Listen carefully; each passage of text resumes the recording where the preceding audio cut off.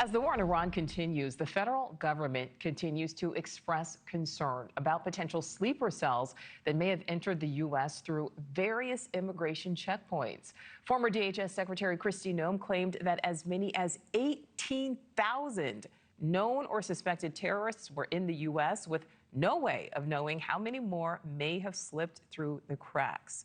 Senior border correspondent Ali Bradley is live for us in Del Rio, Texas. Ali, those numbers are terrifying if accurate.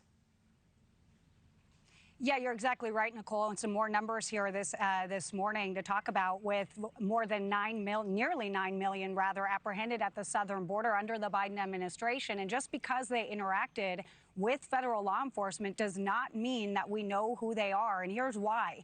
So under standard screening practices, usually that includes biometrics and database checks. But during peak crossings, resources were stretched thin, forcing faster processing and, in some cases, releases before full vetting was actually complete.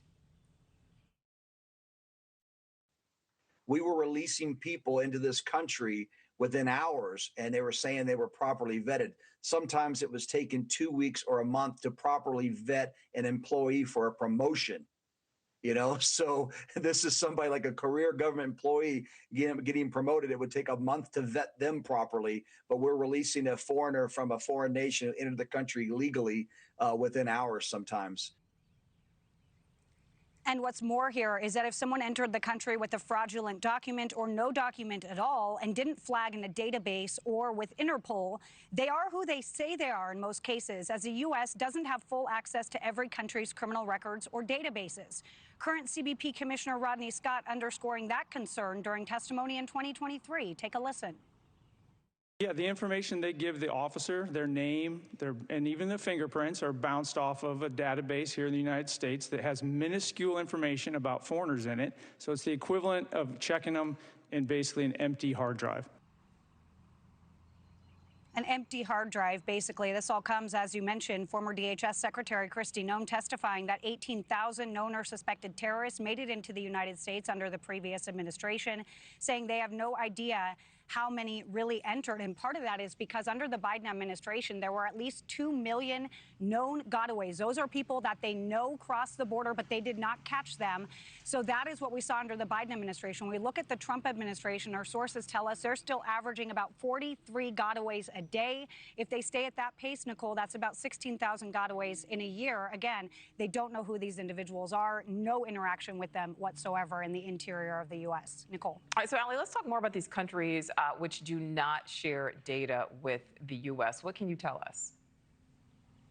Yeah, so the United States has some enemies, right? We have some adversarial nations that we don't necessarily play well with. So we want to kind of show you what some of those countries are and why there is so much concern. Some of those countries include Iran, China, Russia, North Korea, Cuba, Syria, and Venezuela. Others of concern include Pakistan, Nicaragua, and Eritrea. The list goes on.